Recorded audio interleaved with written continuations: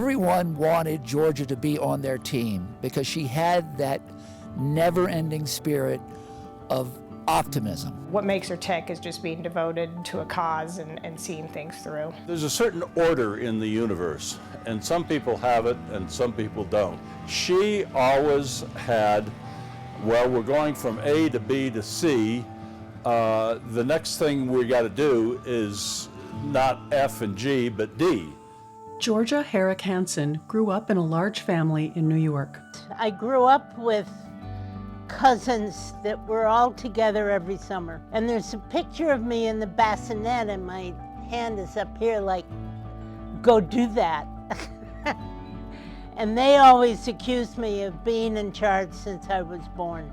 She attended Syracuse University, where Georgia became good friends with Harley Baldwin, as well as becoming acquainted with Gard Moses. Harley would go on to become an Aspen businessman, while Gard's art may still be seen in various places around town. After graduation, Georgia moved to Manhattan, where she worked at New York Magazine, which was at the forefront of new journalism.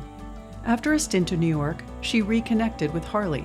After Syracuse, I went to New York, Harley went to Aspen, and later on invited me to come and work for him. He sent me a one-way ticket saying that I would love Aspen more than anybody else he knew. And I guess he was right. I lasted 50 some odd years. The Brand Building was filled with tenants who were local artisans.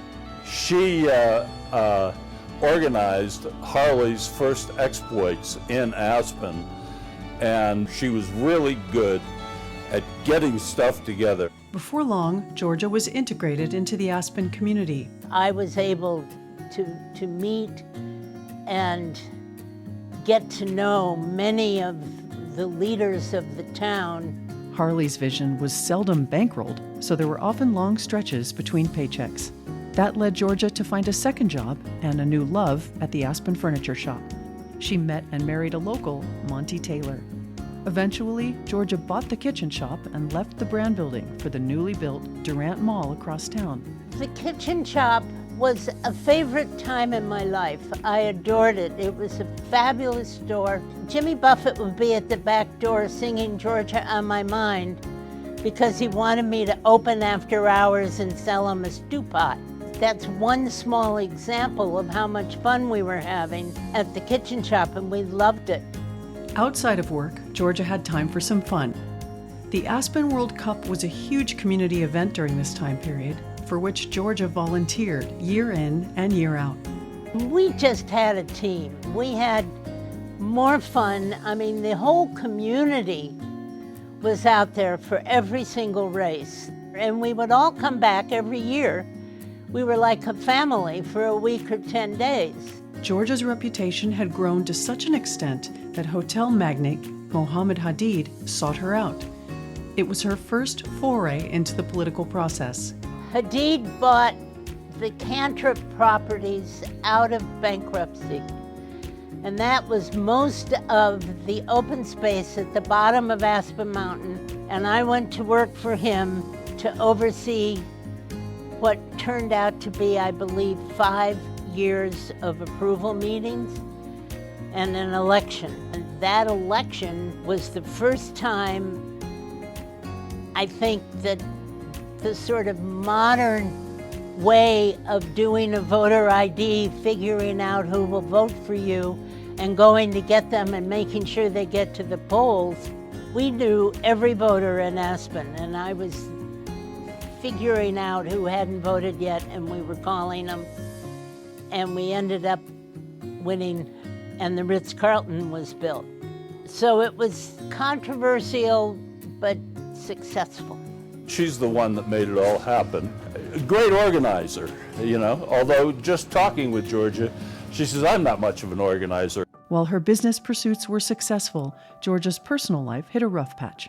Her husband Monty died in 1987 at age 43. My father was alcoholic.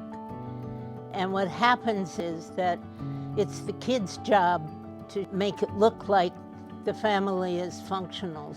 And I ended up being so codependent because I was busy trying to make sure everybody was okay that I carried that forward into everything I did. And that led me to move from enabling and caregiving to drinking. And in 1989, my boss offered me rehab or go get a new job. And I went to rehab very happily and have been sober ever since. The experience with Hadid led Georgia to work on projects that capitalized on her facilitation skills. Those included bringing together stakeholders at Aspen Meadows and working with George Stranahan on the Woody Creek Master Plan. He talked the Woody Creek Caucus into hiring me to be the facilitator for their master plan. And we wrote a master plan that absolutely protected the area from overgrowth. And it was fun. Hunter, Don Henley, and all the outspoken Woody Creekers. Things were looking up in the early 90s when Georgia married veteran ski instructor and raconteur Big Andy Hanson. I got a phone call from Jerry Hines, whom I had heard of, who had just purchased Highlands. And he said that Gideon Kaufman and Glenn Horn had recommended me, and he wanted me to come and talk to him about working. And they hired me to do community relations for Hines. And it was where I was able to bring all of the resources together. My strength is my ability to see everybody at the table and to be gauging whether they're comfortable or not and what their core values are. Georgia's ability to community organize was, second to none. She had the ear of the locals because Georgia had that ability just to make you feel at ease. Hines had a 4-year approval process, more than 100 meetings, and then we had an election. Elections take years off your life, I think. They're so stressful. But we had 64 or 65% approval. Turmoil at the Aspen Historical Society led to Georgia's next chapter.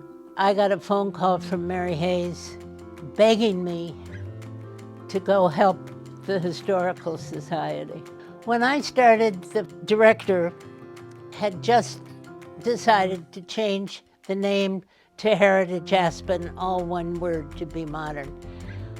I had focus groups, brought in 8 people a day for a month. I asked them to tell me what they thought about the museum and what it needed. And then I changed the name back to the Aspen Historical Society without asking anybody. And there were cheers on all sides. She really dug in to figure out what was going to work, what wasn't going to work, what was important financially, and then sort of pursued the best path forward to get the Historical Society back on its feet. She had learned about special districts as a funding mechanism while at Aspen Highlands. So she devised an approach to develop a funding source, a taxing source that would give that constant, regular flow to support the mission and the objectives of the Historical Society. I'd spent a lot of time at Hines working on special districts. And special districts have the capacity to raise money. We wrote up a request and we went to the voters and we had a property tax district approved. It was a huge success.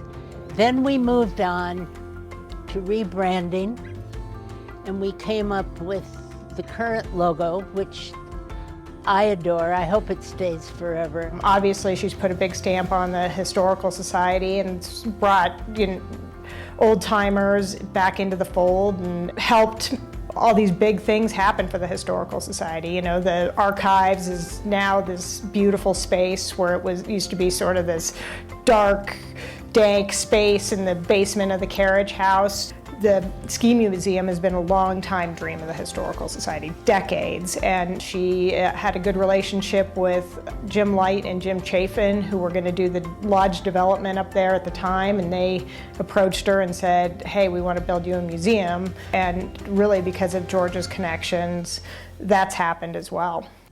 In recent years, Georgia and her partner have lived the good life in Mexico, where they continue to contribute to their local community. I think what makes Georgia tick is that never-ending desire to serve others. And I know that sounds corny, but she really got a good level of satisfaction